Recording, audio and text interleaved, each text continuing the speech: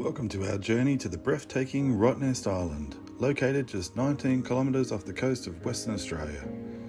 Our adventure begins at the historic Fremantle Harbour, where we board the Rottnest Express ferry for a scenic ride across the water.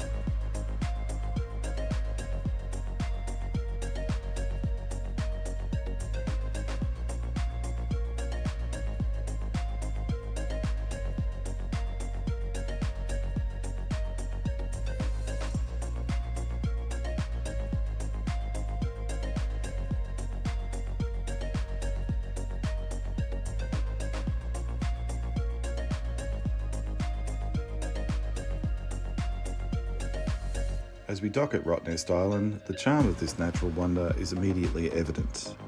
Our first stop is the island's main settlement, a hub of history, culture and laid-back vibes.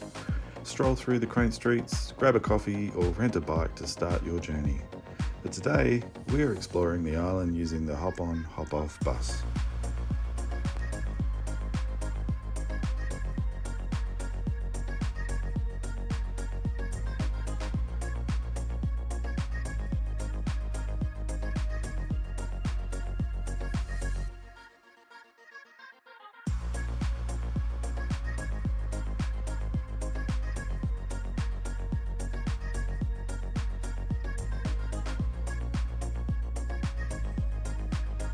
The main settlement on Rottnest Island contains a few small shops, a general store, a bakery, there was a few clothing stores, and just general sort of places to sit and eat and gather your things, get yourself organised. There are quokkas around pretty much all over the settlement area, so there's plenty of chances for you to get selfies. Quokkas are fascinating little creatures. Here are some quick facts about them. Their scientific name is Cetanix brachyurus. They are marsupials and belong to the macropod family, which includes kangaroos and wallabies. Quokkas are about the size of a domestic cat. They typically weigh around 2.5 to 4.5 kg and are 40 to 54 centimetres long, excluding their tails. Quokkas are native to southwestern Australia, with Rottnest Island being their most famous habitat. They also inhabit Bald Island and some mainland areas.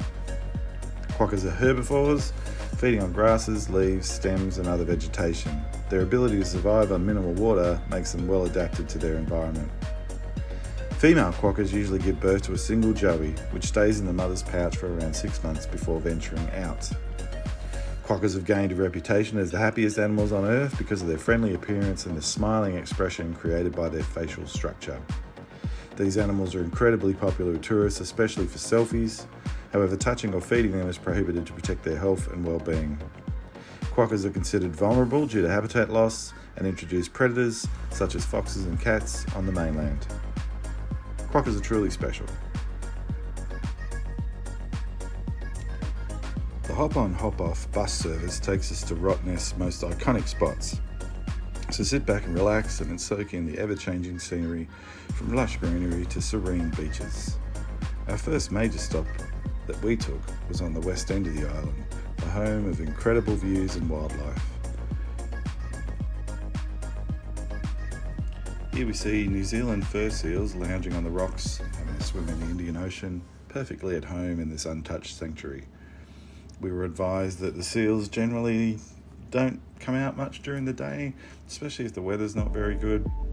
Today we had a perfect day of sun, We did manage to see 3 or 4 seals having a swim around and a few lounging around and moving around on the rocks out ahead.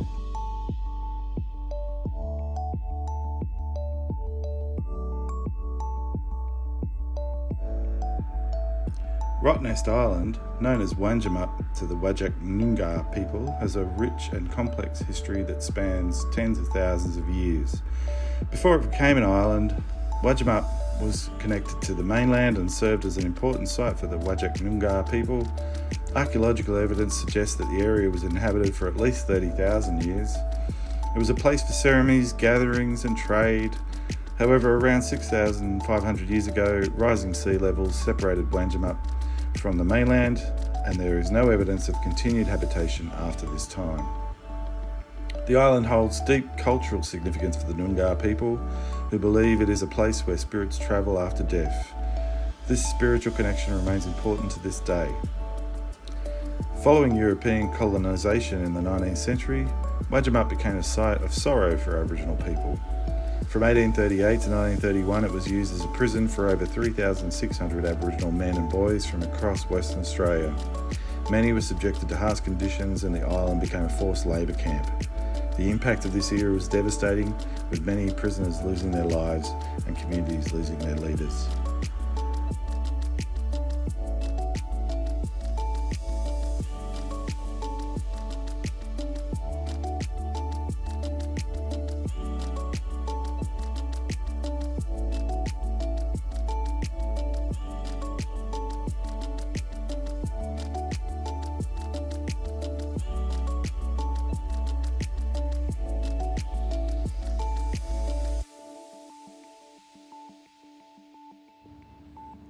While you're at the west end of the island, you can't forget to take in Cape Vlaming, named after the explorer who found the island.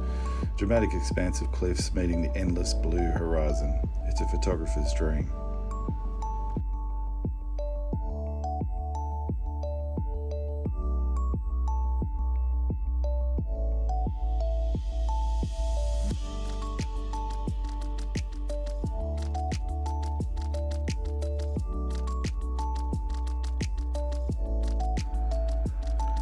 The island was first documented by Dutch explorer Willem de Vlaming in 1696, who mistook the quokkas for giant rats and named it Rottnest, meaning rat's nest in Dutch. In the early days of the Swan River colony, which is modern-day Perth, Rottnest was used for agriculture and later became a holiday destination. Many of the island's colonial-era buildings, constructed from local limestone, still stand today and are used as accommodation. During World War II, Rottnest Island served as a military base with gun emplacements and barracks built to defend Fremantle Harbour. Today these sites are part of the island's historical attractions.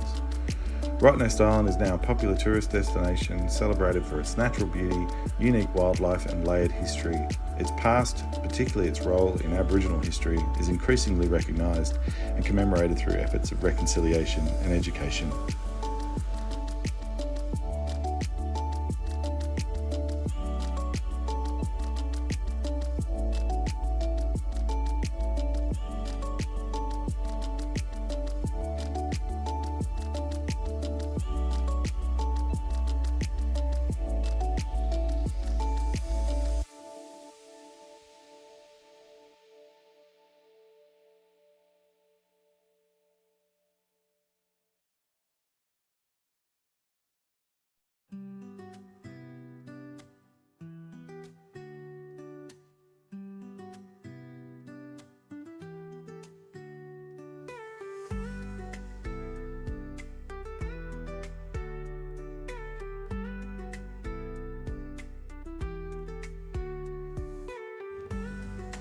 After visiting the West End, we visited 2 of Rottnest's hidden gems, City of York Beach and Little Armstrong Beach.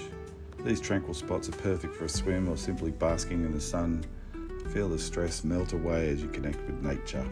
Although, be aware, there are jellyfish in the water.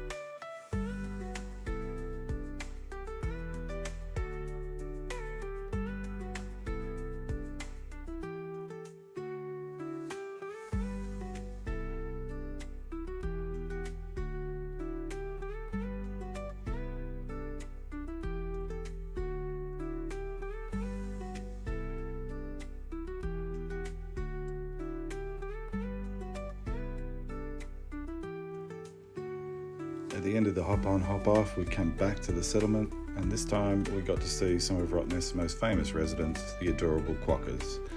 Known as the happiest animals on earth, these furry friends are sure to steal your heart. And remember, while they're wild animals, admire them responsibly. And so we bid farewell to Rottnest Island, a little slice of paradise filled with unforgettable experiences.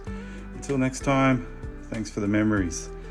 So don't forget to like, comment and subscribe for more of our adventures, and hopefully we'll see you at the next video. Thanks.